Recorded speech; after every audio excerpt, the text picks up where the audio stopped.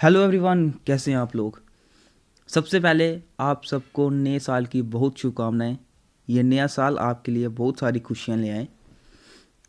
तो जैसा कि हमारी पिछली वीडियो में हमने पढ़ा था कि हमने प्रेजेंट टेंस उसके चार टाइप्स जिनको हमने काफ़ी डिस्कस करा था, उनके रूल्स के बारे में पढ़ा था। इसी के साथ साथ कौन सी हेल्पिंग वर्ब कहाँ यूज़ होती है मैंने वो भी बताया था। अगर किसी को उसके बारे में अभी इतना नहीं पता है तो वो मेरी पिछली वीडियो देखी, टेंस पार्ट 1। उससे आपकी कन्फ्यूज़न क्लियर हो जाएगी। आज मैं पास्ट और फ्यूचर टेंस पढ़ाऊँगा। ये टेंस दोस्तों प्रेजेंट टेंस से थोड़ा आसान है क्योंकि इसमें इतनी ज़्यादा हेल्पिंग वर्ब का यूज़ नहीं होता है। तो आइए वीडियो शुरू करते हैं पास्ट टेंस से। जिस तरह प्रेजेंट टेंस में सबसे पहले प्रेजेंट सिंपल टेंस था, पास्ट में भी सबसे पहले पास्ट सिंपल टेंस आएगा। इसके अगर रूल की बात करें, subject plus V2 plus object. सबसे पहले पास्ट टेंस होता कौन सा, मैं आपको ये बताता हूँ। जो समय बीत गया हो, जो बीत गया हो उसे बोलते हैं पास्ट टेंस। जैसे कि अगर मैं बोलूँ वह खाना खाता था, जब ये था या थे या थी ये सेंटेंस के एंड में आ जाए ना, तो समझ लो आपका टेंस पास्ट में चल रहा है। ठीक है। और पास्ट सिंपल का रूल बोलता क्या है, सब्जेक्ट प्लस V2 यानी कि सेकंड फॉर्म ऑफ वर्ब किसी भी वर्ब की। जैसे कि अगर मैं गो लिखूं तो सेकंड फॉर्म होती है वेंट। जैसे कि मैंने ईट लिखूं तो ईट की सेकंड फॉर्म होती है एट। ठीक है। Subject plus V2 plus object. जैसे कि मैंने एग्जांपल नीचे लिखी हुई है, ही एट फूड। ही आ गया सब्जेक्ट, एट आ गया सेकंड फॉर्म ऑफ वर्ब और फूड आ गया ऑब्जेक्ट। इसके बाद है दे वेंट टू हॉस्पिटल। अब दे तो सब्जेक्ट है, वेंट आ गया सेकंड फॉर्म ऑफ वर्ब। इस वाले में क्या होता है दोस्तों, जैसे कि हमने उधर पढ़ा था कि एस या ES का प्रयोग होता है, यहाँ पर ऐसा कुछ नहीं होता। क्योंकि यहाँ पर हर एक, चाहे कोई भी सब्जेक्ट हो, थर्ड पर्सन सिंगुलर हो या ना हो, हर एक के साथ सेकंड फॉर्म ऑफ वर्ब आएगी। इसलिए पास्ट टेंस सबसे ज़्यादा आसान बोलता हूँ इसको मैं। मुझे उम्मीद है आपको पास्ट सिंपल टेंस पता चल गया होगा। इसके बाद जो नेक्स्ट है वो है past continuous tense. Present continuous tense की आइडेंटिफिकेशन क्या थी, जैसे कोई काम कर रहा है, रही है या रहे हैं। इधर क्या होगा, वह काम कर रहा था या रही थी या फिर रहे थे। वह काम कर रहे थे या वह काम कर रही थी। जब भी था, थे, थी, रहा के साथ आ जाए एंड में तो फिर पास्ट कॉन्टिन्यूस टेंस यूज होगा। इसका रूल क्या बोलता है, subject plus was were plus V5 plus object. Rule same ही है प्रेजेंट कॉन्टिन्यूस की तरह, बस हेल्पिंग वर्ब चेंज होगी। वहाँ पे हेल्पिंग वर्ब थी इज आर एम, यहाँ पर हेल्पिंग वर्ब है वाज वर। अगर किसी को कन्फ्यूजन है कि वाज वर का प्रयोग कब होता है, दोस्तों वाज का प्रयोग आता है थर्ड पर्सन सिंगुलर के साथ। ठीक है। वाज का यूज़ आता है जैसे इज़ का यूज़ आता है ना थर्ड पर्सन सिंगुलर के साथ, ही शी इट या किसी का भी नाम, उसी तरह वाज का प्रयोग आता है थर्ड पर्सन सिंगुलर के साथ। जैसे कि ही शी इट या नेम।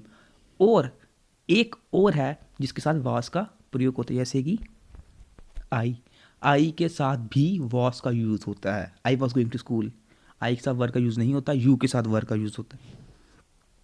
अगर किसी को ये कन्फ्यूज़न है तो यहाँ से मैंने नोट भी लिखा हुआ है, आपको PDF में ये नोट दिख जाएगा। आप जितनी बार ये पढ़ेंगे आपको ये उतना क्लियर होगा। आइए कुछ एग्जाम्पल्स देखते हैं। जैसे she was going to school, she was going to school. अब शी क्या है, थर्ड पर्सन सिंगुलर है, मतलब इसके आगे वॉज आएगा। वहीं पर अगर मैं थर्ड पर्सन सिंगुलर ना लूँ, कुछ छोड़ लूँ, दे वर गोइंग टू स्कूल। लेकिन अगर मैं आई लिख लूँ यहाँ पर तो आई वॉज गोइंग शॉपिंग, मैं शॉपिंग के लिए जा रहा था। ठीक है। ये था पास्ट कॉन्टिन्यूस। नेक्स्ट जो है वो है पास्ट परफेक्ट। पास्ट परफेक्ट भी बहुत आसान है। उसमें हम बोलते थे वह काम कर चुका है, वह काम कर चुकी है या कर चुके हैं। यहाँ पे बोलेंगे वह काम कर चुका था। देखिए फिर से था आया एंड में, आगे तो चुका आया, लेकिन काम कर चुका था या काम कर चुकी थी या काम कर चुके थे, उस उस आइडेंटिफिकेशन के लिए यूज़ होता है पास्ट परफेक्ट टेंस।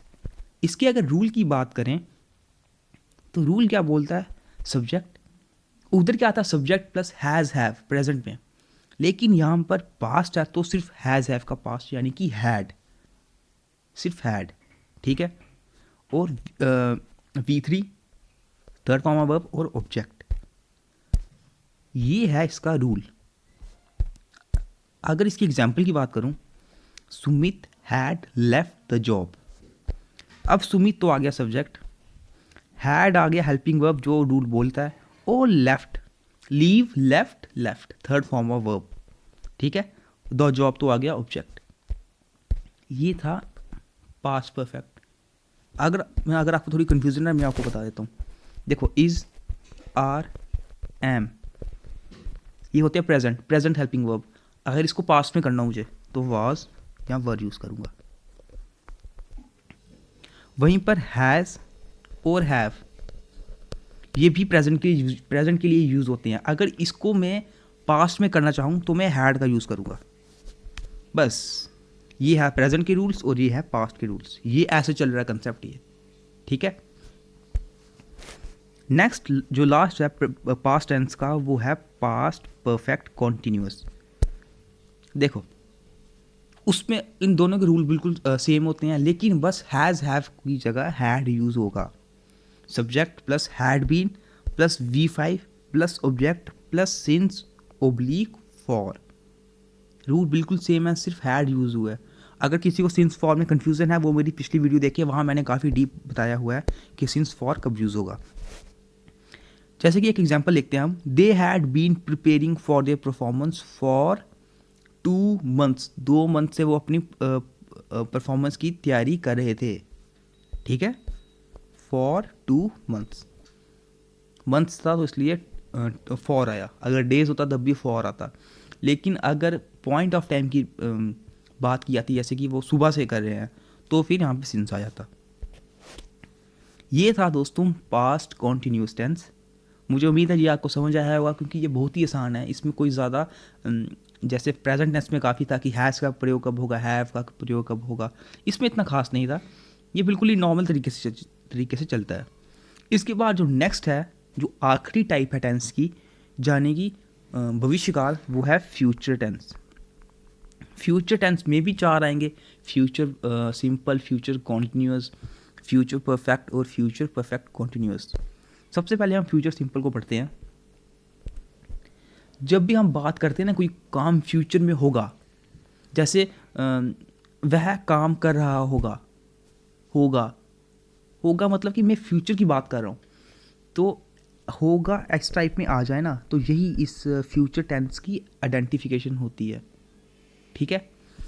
जैसे कि मैं इसका रूल की अगर बात करता हूँ, देखो रूल क्या बोलता है, subject plus will oblique shell plus V1 plus object, यानी कि सब्जेक्ट के साथ विल और शैल लगा होगा, आगे first form of verb plus object, ठीक है। विल शैल लगा होगा तभी पता चलेगा कि ये फ्यूचर टेंस है। अब देखो कई जगह बताया जाता है कि कईयों को पता भी होगा विल शैल का प्रयोग कब होता है। ऐसे तो कोई एक बिल्कुल पर्टिकुलर रूल तो नहीं है, पर एक आप बेसिक रूल रख सकते हैं कि थर्ड पर्सन सिंगुलर के साथ हमेशा विल यूज़ होता है और बाकी के साथ शैल यूज़ होता है। लेकिन अब बात क्या आती है दोस्तों, मैं बताता हूँ। जब भी कोई पक्की बात की जाए ना, जैसे कि मेरी जॉब लगी है तो मुझे कल जॉब पर जाना है, तो मैं पक्की बात से बोलूँगा I will go to job tomorrow, क्योंकि मैं हर दिन जाता हूँ, मुझे पता है, मुझे पक्का पता है कि कल भी मैं जाऊँगा। तो जब भी पक्की बात हो तब विल का प्रयोग होता है। ये किसी के साथ भी हो सकता है जब भी पक्की बात हो।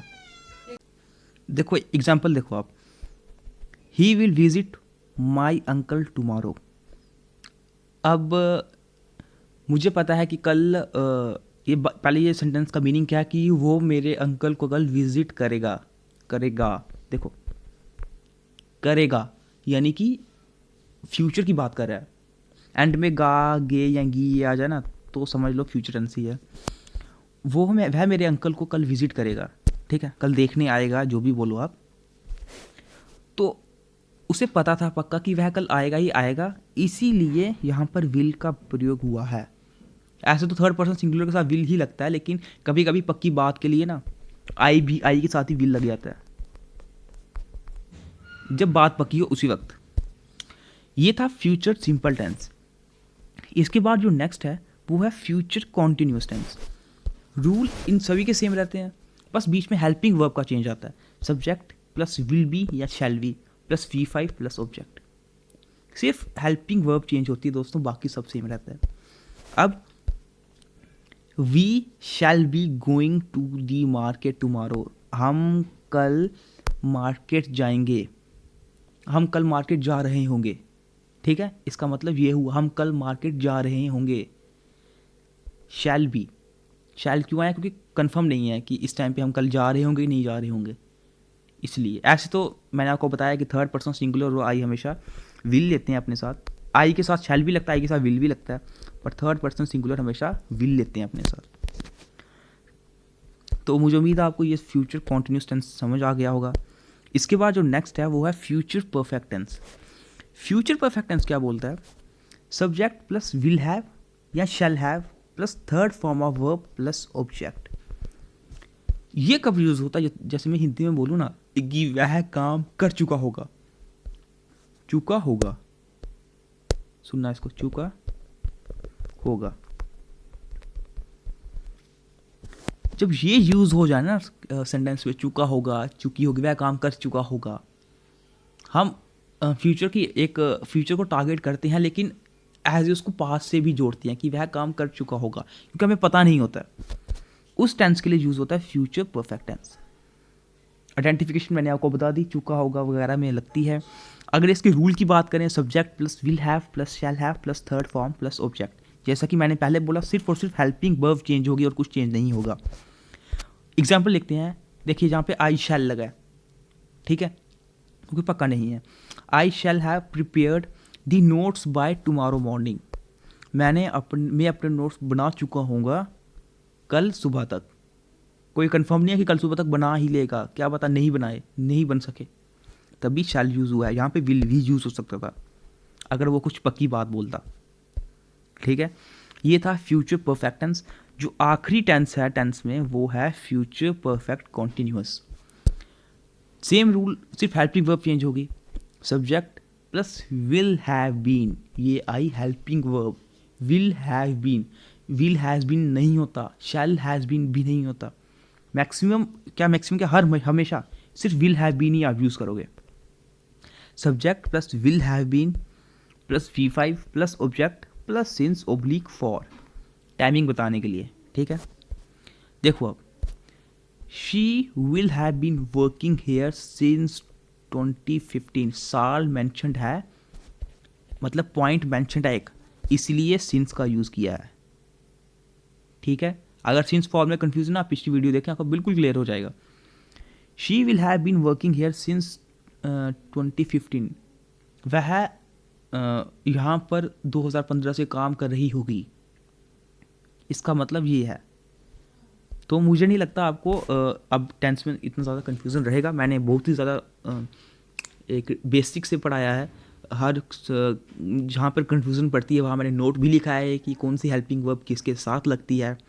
ये था दोस्तों हमारा टेंस का पार्ट जो हमें पढ़ना था। इसके बाद में जो मैंने आपको बताया है कि सब्जेक्ट वर्ब एग्रीमेंट पर मूव करूँगा, क्योंकि वो उसके बेसिस पे हमें पेपर में क्वेश्चंस पूछे जाते हैं। इसके बेसिस पर भी आते हैं कभी कभी, बिल्कुल ही बेसिक क्वेश्चन पूछ लिया जाता है कि कौन सी हेल्पिंग वर्ब लगेगी बीच में, इज़ लगेगा, आर लगेगा, एम लगेगा, लेकिन वो उसके चांसेस बहुत ही कम होंगे क्लास 4 में।